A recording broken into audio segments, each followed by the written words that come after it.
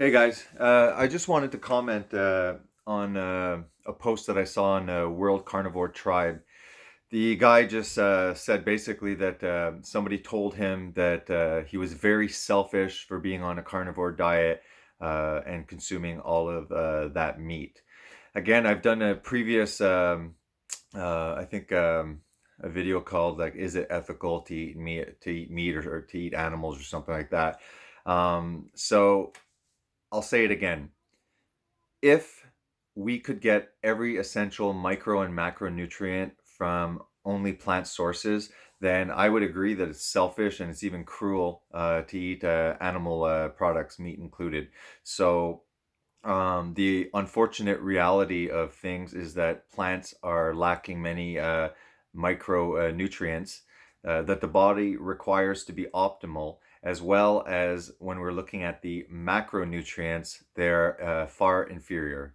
Um, Soya probably has the best protein amino acid profile to be considered complete, yet the that's because it contains all of the essential amino acids. But even soya is very low in certain amino acids, so it's a inferior protein source, as well as the high estrogen levels in soya and many other plants. The fats that come from the plant kingdom are mainly what we find in the seed oils, the corn oil, the rapeseed oils. So all of these seed oils that could be considered, well, are considered plant fats are basically very high in omega 6. So they're all polyunsaturated and they're omega 6. You might have coconut that has saturated fat, but just to say overall, it's very important to have the fats from animal sources. The omega 3 content in the form of ALA that is considered an omega 3 fat. I've explained many times in previous videos that the conversion of the plant omega 3 into the needed form that the body can use of DHA and EPA is pathetic. It's somewhere around 6% for, I'm not sure if it's EPA. I think it's the DHA is 6% and the EPA is 3.8. That's when you're consuming this form of ALA omega 3 in plants with saturated fats. And as we know, most of these people that are advocates of plant-based diets are fat phobic. When we're getting into the minerals, it's just a fact that iron in certain people, they start having an iron deficiency issues with that. Zinc also is a big one that often becomes deficient in many people. The When they state in the plant minerals that it has, all these minerals and all those minerals, they're often in a form that the body can't absorb. So you might have zinc, but if it's like zinc oxalate or something like that, then they consider, it on the nutritional facts that these minerals are present. But there's minerals in rocks, and we can't get those minerals and use them in our body. Not comparing necessarily them to rocks, but just the understanding that it can be a pretty profound misconception when you're looking at nutritional facts and what they contain. Not to mention that the animal sources, meat, red meat, for example, you could be just consuming red meat and it literally has every essential thing that your body needs to thrive, right down to vitamin C. Yet you'll never see the labels on meat with all of the mineral content that is truly in the meat, all of the vitamins.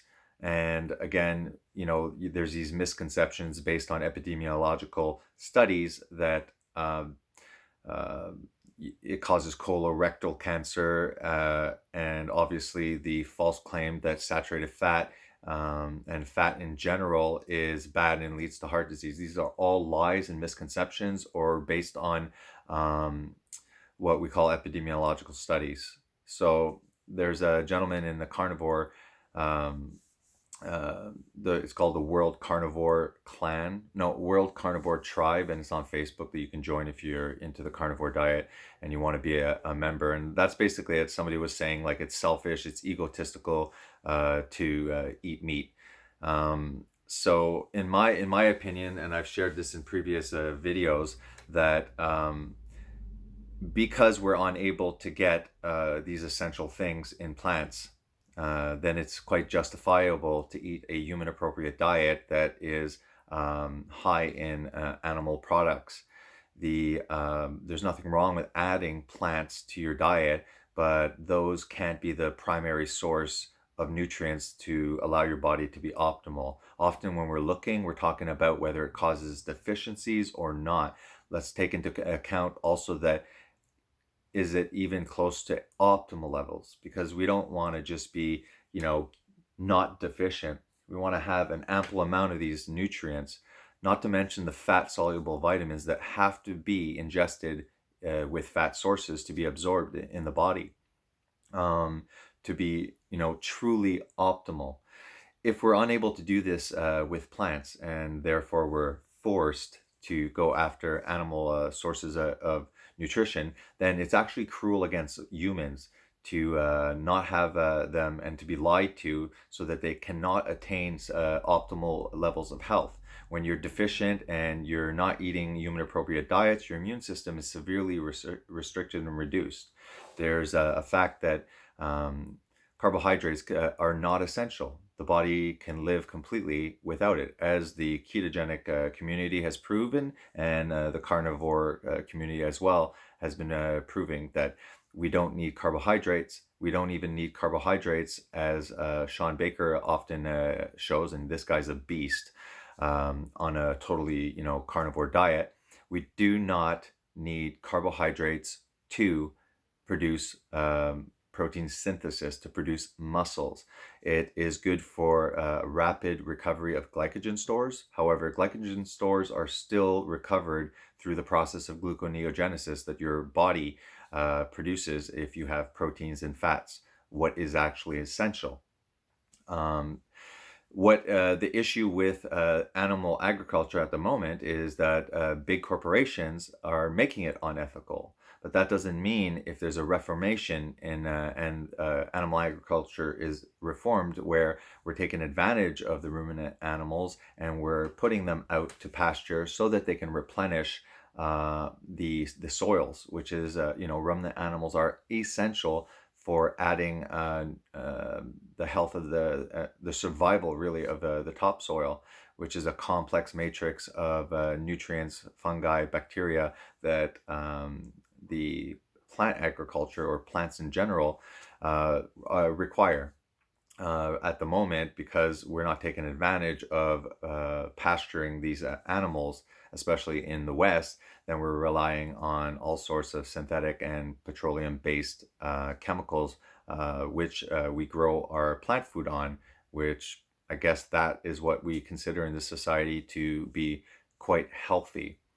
If there'd be a huge a reformation, and the whole agricultural system is reformed, where farmers are not only plant agriculture or livestock, that there's a mix of it, so that the land that the farmers own, there would be seasons or years where the ruminant animals, the cows, the goats, any other source of nutrition that is an animal, is allowed to pasture on these lands, replenishing with their poop and what they do on the land as a group, replenish that soil for a couple of years, while another area of the land is used for plant agriculture.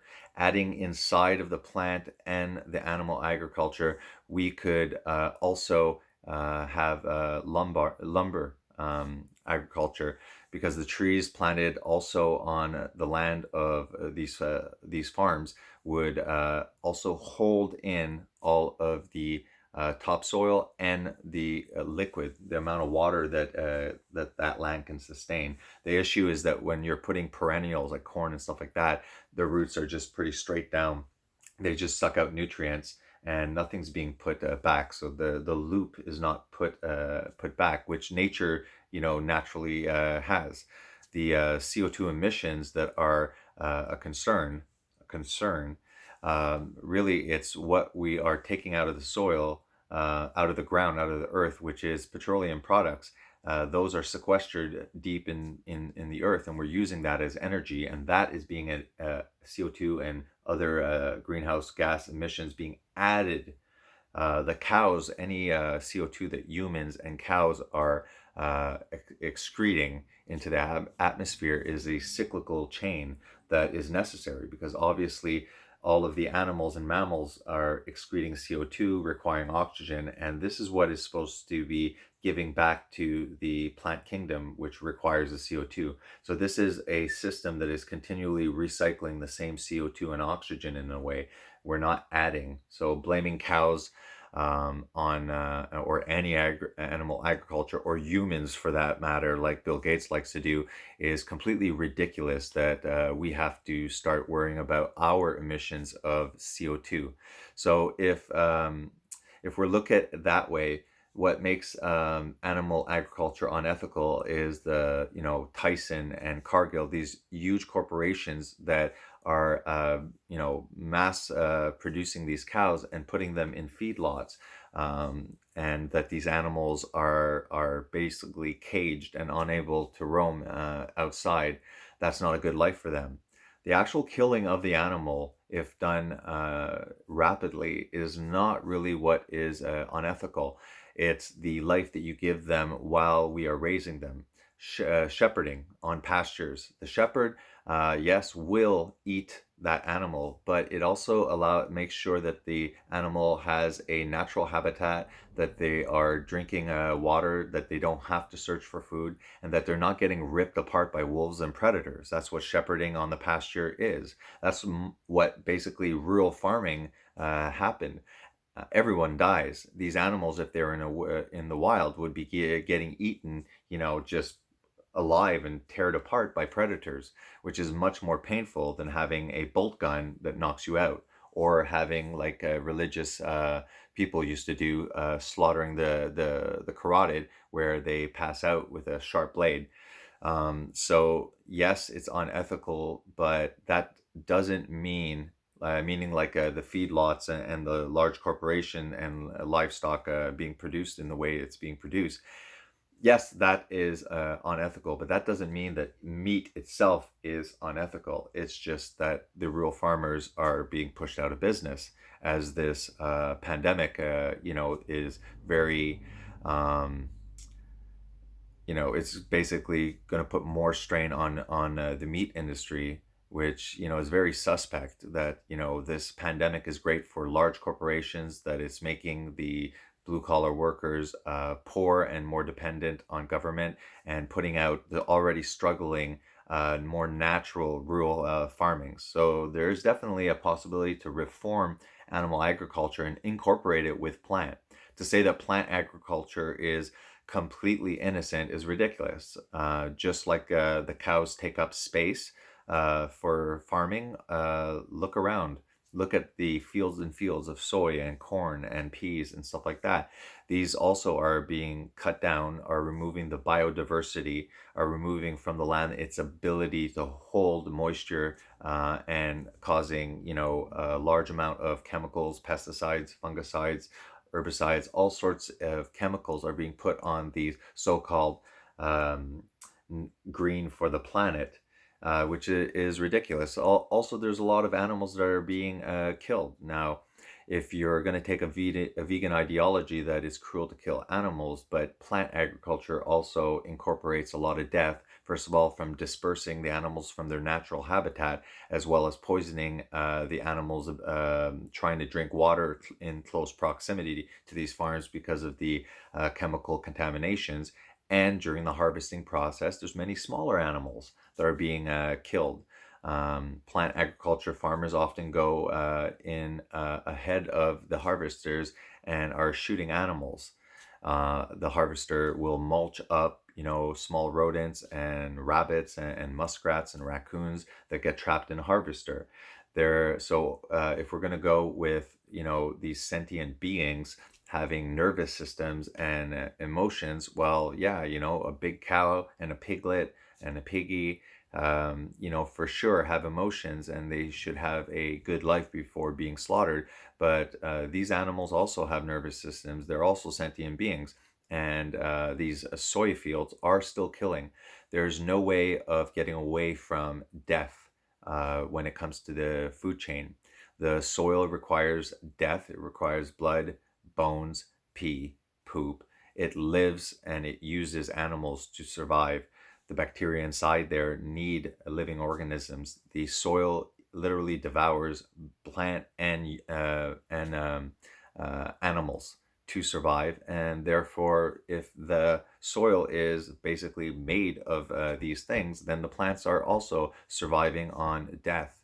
And then animals eat the plants, and we eat the animals, and some animals eat animals, and some animals eat us, and we eat animals and plants. So the whole process, unfortunately, of life is requires death in this fallen world.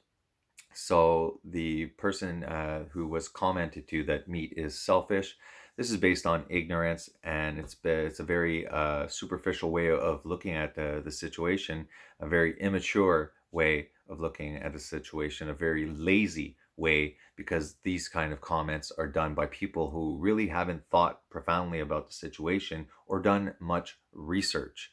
Again, I could continue about the deficiencies and the lack of vitamins that we see in the plant kingdom. We need vitamin D3 for many things that are acquired in eggs and all sorts of other animal products, as well as the sun. But in the plant kingdom, there's no vitamin D3, it's only vitamin D2. So if you're going with a completely vegan diet, you'll need supplementation for D3. Also, the sun is not always able to give the vitamin D. It's during very hot seasons or in tropical areas. So, vitamin D3, if you're doing a plant based diet, you will be consuming a lot of the omega 6 and oxidized seed oils, which make your skin burn very rapidly. Sunburns and skin cancer is primarily from a high omega 6 and inflammatory diet, which doesn't allow you to go in the sun without roasting like a lobster. Since adopting a much higher omega 3 diet and avoiding all the omega 6 from the plant diets and just getting my essential 3s and 6 omegas from animal sources, I'm basically sunburn proof. Almost like I can go out in the sun and I never get red. I just get darker. I'm getting plenty of vitamin D from the sun because I don't have to put this estrogenic, full of parabens blocking. Human beings, you have to wonder, why are we not adapted, especially white folks, why are we not adapted to live on this earth and to live with the sun? It's because we are adapted, but our diet has created us to be maladapted. So I wish somebody would tell me that eating meat is selfish, because I have a pretty good rebuttal for them. So don't ever let anybody shame you for eating a human appropriate diet. Much of our immune system is being destroyed from metabolic syndrome that's caused primarily by a high carbohydrate diet. So eating ketogenically, low carb, or even carnivore is how our ancestors ate, and it's giving everybody very, very profound health benefits. All right, thanks, guys.